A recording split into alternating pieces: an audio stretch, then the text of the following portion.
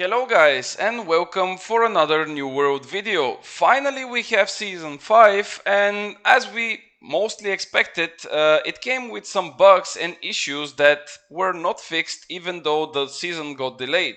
Now for those of you who know the bugs, I just want to ask you to not use them because recently, yesterday and today I saw quite a lot of people abusing the bug with the bow, which is turning the weapon into a machine gun, and this is not a pleasant experience for anyone around, especially for the people that are on the other side in PvP. So if you find the bug guys, I know it's not nice, it's not good to see such things, but please make sure to report it to AGS and hopefully they will get everything fixed. Speaking of which, currently there is a patch going on which is, I believe, a hotfix for some of the bugs, so let's just hope that everything will get fixed pretty fast and we would not need to wait for several months. Now going straight to the video, so not wasting more of your time, today I'm gonna show you the new 10-man trial and the basic mechanics that you need to follow in order to make sure that you complete it without much of a problem. Now the trial is not that hard and it's quite easy and simple, but if you don't follow the mechanics, most likely you will end up wiping and your runs will maybe go to 1 hour, which is technically the time frame that you need to have to defeat the 2 bosses. Now, as you can see from the very beginning, it looks like the trial that we already played as a solo trial, and here you can already tell that this is the puzzle on the wall with the different signs. Now, this puzzle, for those of you who don't know, you need to make sure that the insides of those squares will have to match with the same type of sign inside. How to do that? Well, of course, there are some ice balls or snowballs on the ground around the room, and you can just grab them and throw them straight to the places on the wall. Now as soon as you start doing that, you will see that the signs will start changing, and the thing that you want to aim for is not those signs that are just there without anything else, but if you see in a second or two, they will change the color not only inside but also around them, and they will be glowing in red or yellowish or orange. It looks like fire, let's say it like that. So as you can see, those two are now glowing in this fiery thingy, and basically they are fixed. Those two are now correct, and in order to start the trial you need to do the same with those two and with those two. We were aiming only for the bottom ones. I'm not sure if the top ones are working or not, but yesterday I think I threw like 1 or 2 of them upper, like this one, and it was just like nothing happened. So what I suggest to do is just to throw your snowballs on the bottom one and wait for them to glow in red or the fiery thingy like we said. So as you can see now on the wall there are 6 of them and they are all glowing in red, so basically the trial can begin.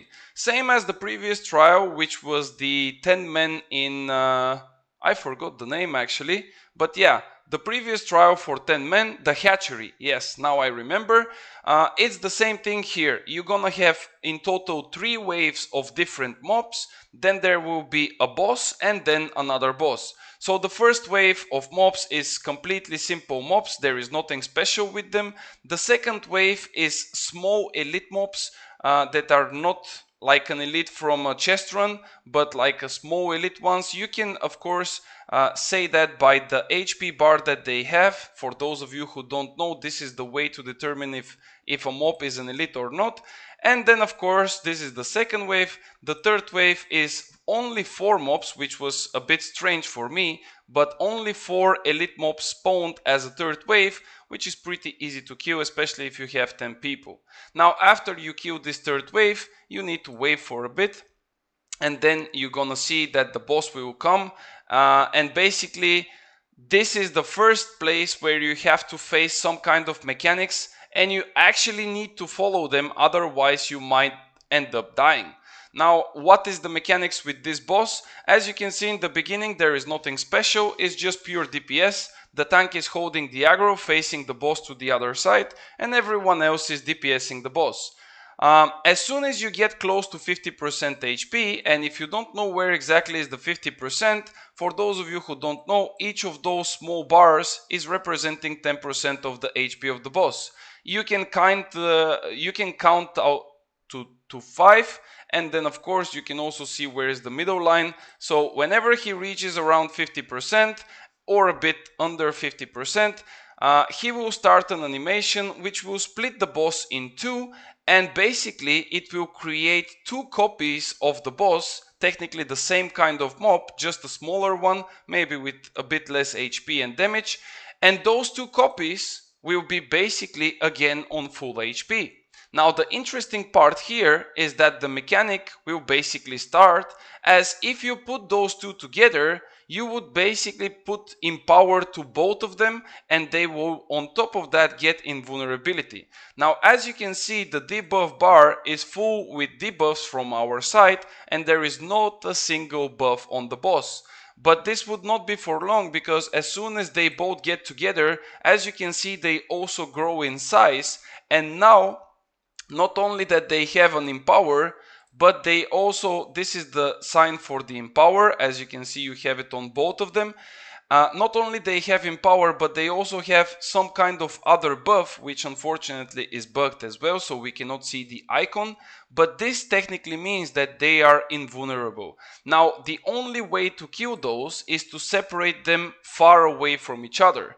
That's why here it's a good strategy to come with two tanks, but if you are really good at kiting as a DPS, mostly like a range, the same as I do now here, you can also kite the bosses on the side, so you can basically split them. Now of course, if you are not really sure about your kiting skills, make sure to bring something like a bit more constitution or some defense in sort, or you can just bring a second tank. Now as you can see, there is not much more than that, and we just continue DPSing. The two separate mobs are not so strong when they are on the two sides of the room, and the same thing, the same mechanic will repeat itself once more when those two adds will get to 50% HP. As you can see, this one is already at 50%. He's starting the animation of the split, and now he split it in two smaller pieces. Now as you can see, they are again smaller with maybe less HP, we cannot really see the actual value, and maybe the damage is low enough. But what is happening again is that if those two get together, they will again grow in size, and they will again get more in power and in vulnerability. So, there we go, they got together, they have again the empower buff, they have the invulnerability buff, and this is for both of them, and they are also bigger in size. Now the same thing goes here, you have to split them in order to kill them, and if you don't, you will basically not be able to proceed forward. I'm pretty sure that even if you have a tank that is blocking, he would still die. Like, the damage is really high, and they barely get anything on the other hand, so don't try some crazy shit, just split them apart. And if you don't know when you have the aggro, the HP of the boss will kind of glow in a bit more red than usual. I will show it actually now. Now this is when you have the aggro. So if you see it like this, the bar of any mob or boss, this means that you have the aggro. So if you have that and you have problems splitting them, just run to the side where there is nothing there. As you can see here, we are splitting them in 3 separate places of the room. I believe that the best order to kill the mobs is the big one to be split in 2 smaller, then you kill one of the smaller, and then you kill the 2 smallest, and then you start with the other one. So the one is already dead. Now we continue with the others. As you can see here, they get together again, so we need to split them. And meanwhile, the one that already died, as you can see here, now became a fucking ice statue that also makes the thing even more interesting, because this ice statue will spawn small, we call them baby dragons, and those baby dragons, thank God they at least don't give him power, but they are working as an ads in the room, and they are just creating a bit more chaos to everything that's happening. So you can melt them down with AoEs, You don't really need to go and kill them one by one. Like I said, yesterday was just the first run, so I'm doing a bit random things here and there. But yeah, you can just melt them together with the bosses. The only thing that you need to really remember and make sure to do is to split the bosses and the different splits of the boss separately, so the boss will not get invulnerable and empowered. Now I will go a bit forward. Yeah, here I died because I didn't really dodge, and as you can see I also get quite a lot of damage. Like from a single hit I get 13,000, and this is, yeah, pretty much one-shotting you if you don't have enough constitution. So that's why I said, if you are a DPS and you want to kite the boss, make sure that you dodge each and every attack, because otherwise you might end up being one-shot. As soon as you kill the last one, the floor, basically the ice floor, will break, and then you will fall down into the cave and you will proceed to the next boss, which is technically the last boss. And for them, for him, you need a bit more mechanics to be done and a bit more coordination to be done by the team, because a single person can do the mechanics, but at the same time it might be a bit too much for him if he gets unlucky. As you can see, you drop down and then you are in front of the last boss. One thing to note here is that you should be really careful by passing this imaginary door, let's say, or start, because as soon as you cross it and you walk a bit forward, let's say 5 to 10 meters, the boss will instantly start. And as soon as this happens, the invisible wall will block everyone who is still outside, and they would not be able to join you in the fight. This happened to us numerous times. It's not a nice feeling when you are 10 people and half of your team is outside. So please make sure that everyone is ready. What I would suggest you is to just go really close to the corner, just to be inside but not close enough to the boss, so you don't really start it. Now, for the last boss, like I said, it's really easy and simple as long as your team have enough coordination and they are also aware of what exactly has to happen. Now, the first try that we had was not really successful. First of all, because we had few people left out, like I said, on the door. And then secondly, we were not really aware of the different attack patterns from the boss. This is exactly why I told you that if you stay for a bit longer outside and you don't really go inside close to the wall, you might end up behind the wall, and this would basically put you out of the fight. Now, since I'm on a pause, I want to show you some of the cool stuff and the core mechanic of the boss. And then on the second attempt, which is not long after, you would be able to see how exactly it's done. So the room has 4 of those big pillars on the wall. As you can see, one is right next to me on the right. And they create this fire buff that you can take and also share with your teammates.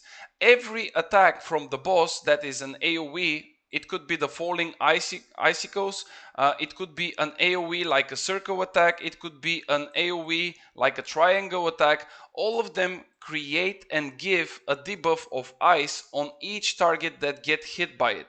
Now, the only way to save yourself from those stacking debuffs of ice is by touching a fire buff.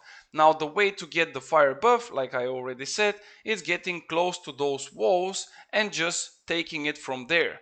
But in order to have it there, you need to proc it first. In the very beginning of the fight, you would have 4 available buffs on each and every statue or each and every wall, but afterwards, in the process of the fight, you would not be able to have it unless you do the proper mechanic. And let's just play the video so I can show you when the proper mechanic that I'm talking about is happening and how exactly you can see it and be ready for it.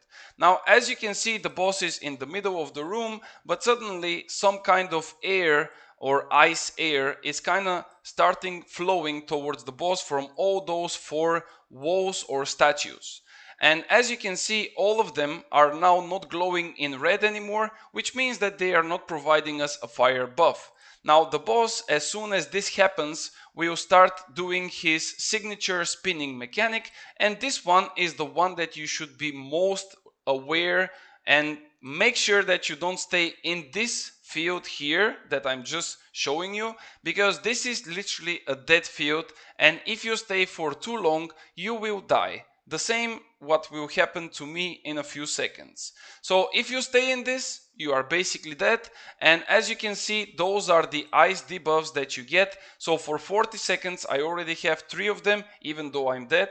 So it looks like the one from Imperium Forge, the fire snake. It's kind of the same pattern of attack, like circling around counterclockwise. But yeah, make sure to avoid that. I was not the only one dying from it, but like I said, it got me as a surprise. I even got to 4 debuffs, and after I got revived, I simply died.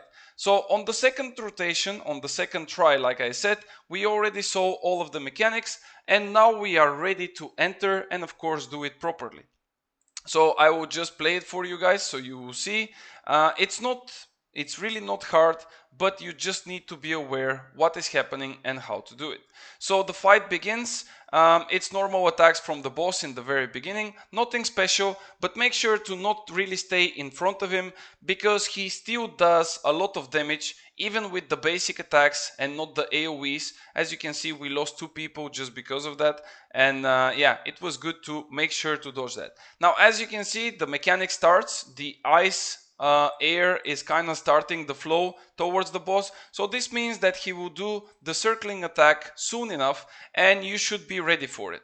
Now you can get closer to the boss and just make sure to avoid it by either walking really close to it, or you can keep a bit of a distance, but it will be harder for you to dodge. While we are doing that, there will be snowballs or small ice particles spawning on the bottom of the floor in the room.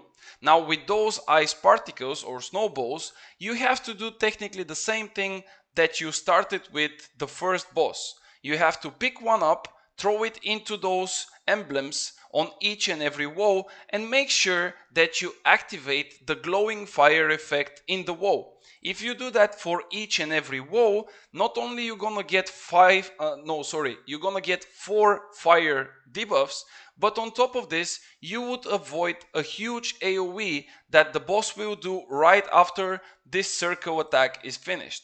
So if we look closely, one of the walls is already done, as you can do that right on the time where you avoid the attacks, like just walking. You can still throw the balls, you don't need to wait for the attack of the boss to finish.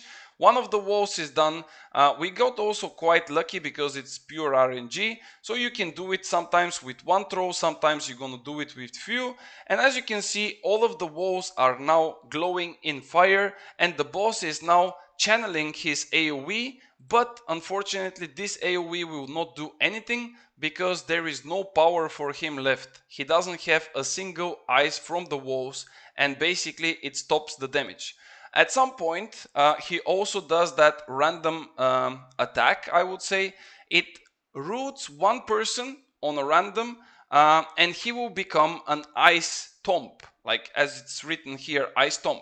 So the best way to save this person is just to destroy the tomb. You have to hit the tomb in order to destroy it. Now make sure if you are a ranged or a healer and you stay far away from the boss, to let your guys know if they are not really aware and you are in Discord or something else and you communicate in some way. Make sure to tell them that you are in trouble so they can look towards you and save you. Otherwise, you might just die for it. And then again, the rotation of the boss continues, and basically is the same thing. So here I'm grabbing the ice buff, the same as the other guy that grabbed it from the left side. I'm standing out on distance just to give my teammates outside the debuff, and then the other person is giving the fire buff to everyone who is nearby the boss. At some point the boss will start spawning those ads. Now of course you can skip the ads and don't kill them at all, but I would highly suggest you that you kill them, because at some point they might get too many all across the room, and then this would basically be a bit of a disaster for you. Also, what is more concerning with the ads is that when the boss is doing the counterclockwise mechanic, if you want to pick up a snowball to throw it into the emblems on the walls, those ads can hit you and basically they will interrupt you. And if they do that a bit many more times, you would not be able to complete the wall mechanic, and you would not be able to get your fire buff, and then it's just the domino effect of failing the mechanics completely and wiping for no reason. So unless you are doing a speed run or something, make sure to kill the ads. It doesn't take that much time. You can do that quite quickly, and then of course you can just do your mechanic. As you can see, we are entering again the circling effect. This time is a bit different from the first one. The first one was 2 big piles. This time it's 3 smaller piles. It's kind of the same ground, I would say, but it's just a bit of a different form. So technically the same thing. You just need to not step into the ice. Make sure to keep distance. You can also take the snowballs during the walk, and then of course you can throw them on the walls. So let's just see how this one goes. We have quite a lot of snowballs and we really need to make the walls, but let's see if we do it on time. So as you can see, I'm taking one, I'm taking a second, but the wall still doesn't turn. This time I even missed. So maybe this time we can see the AoE from the boss. As you can see, the air is still glowing. We did one and there is the AoE. So basically, I will go back just a bit to show you exactly this part. So now the boss is kind of channeling his AoE attack that I told you. We have one attack, one wall from the right side of me that is empowering the boss, one from the left and one from the forward side. So basically the boss has 3 walls that will empower his AoE attack. Now if you don't have enough protection here, or you are low at HP, this most likely can basically kill you. I think we did just 2 walls and that was it, but sometimes you might basically end up dying if you don't clear at least one of the walls. And also the follow-up effect was that we get only 2 fire buffs because we only cleared 2 walls. Now the mechanic continues. There are more ads in the room. The boss is still doing his melee attacks towards the tank, and we are of course killing the ads and trying to wait for the next rotation. The next rotation comes. Again, it's the spin attack. We have again the snowballs on the ground. I'm doing some random stuff because it's our basically first run, so I'm a bit in panic. But yeah, now we're gonna start taking the snowballs, which is a bit late. But on the second and third run, I kind of get that a bit faster and it was way better. So again, we take the balls, we try to get everything glowing in fire. One wall is ready, but there are no more balls, and yeah, there is basically no more time. But we got lucky because we pushed the boss into the next phase by pushing his HP quite fast. At least our damage was not that bad and it was kind of good. So now when we are a bit above 30% HP, the mechanics are changing a little bit and the shake-up in the room will be a bit different because the attack patterns and the AoE abilities will be different from the boss as well. So as you can see, the boss disappears from the middle. He was here, but now he disappeared, and he will teleport on the outer circle on a random spot, and from there he would cast different type of AoE abilities. While he will do that, like you see here, he pops up here, there will be another kind of a clone of the boss in the middle, which means that he's an ad like those, but a bit more powerful. Now the thing is that in this case, you would have to basically kill the middle ad as soon as possible. I'm not sure if on this video would be visible, but I will explain it anyway. But you need to kill it as soon as possible because he will create a huge counterclockwise AoE that was creating the big boss, but this one would take way too much ground. So for you to survive would be a really small portion of the field in the room. So that's why the reason for the fast kill on it. Fortunately enough, like I said, we had a really good damage, so we managed to kill it. And meanwhile, I'm stopping again just to show you the ice stomp thingy. This is your teammate currently blocked in ice, so make sure to kill it in order to make sure that this person will not lose his life because of it. If he is in ice stomp and he gets AoE attacks on himself, he would still get the ice debuff and he would lose damage, HP by the damage of the AoE abilities. The ice stomp will not protect him. In fact, it would make it even worse. So yeah, continue damage. we are trying to push the boss into the next phase, which will basically repeat with the clone in the middle. This is an root attack around him with not that much of a damage, but it's just giving you a root. And now he teleports on the side. He's casting again the falling particles of ice, and soon enough we should have again the small clone of the boss in the middle of the room, which we will have to kill. Again, make sure to not stay in front of him, even though he's like not really hard hitting with the light attacks that he does with the swings. You should not stay there, because as a DPS you might end up dying quite quickly. So again, we got the middle AoE boss that spawned, and also there is those circles that are casted as an AoE in the room. There is always 2 or 3 of them. The first one is like an inner circle. The second one will be like a bit wider. It will kind of go outside. So as soon as you see the first one here, after the attack of the circle, make sure that you dodge inside so you will avoid the second hit. And then there will be a third one pretty much outside of the room. Again, go again on the small one. Make sure that you kill it fast enough.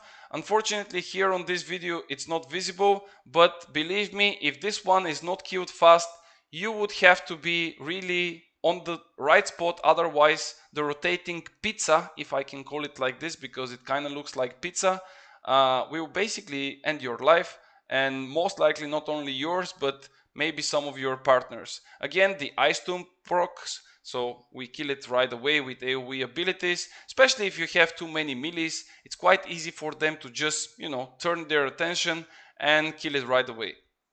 So again, the boss teleports, and by the time he casts enough AoEs and his mechanic, we're gonna technically finish it up. So as you can see, guys, it's really simple. It's really not that hard. This was literally our first entrance, and we did it in 17 minutes.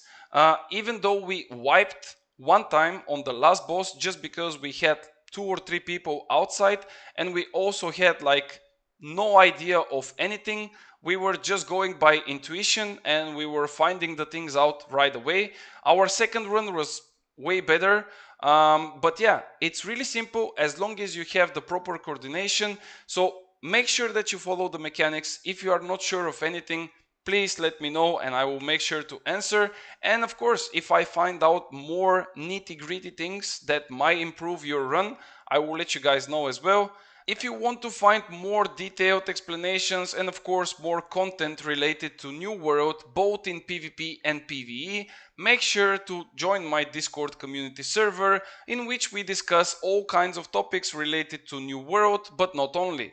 For the Discord, you can find the link in the description below, but what you also can find there is my link to the live stream, which always goes from Wednesday to Sunday, starting at 6 p.m. Central European Time. As always, thank you guys so much for watching, and I will see you on the next one.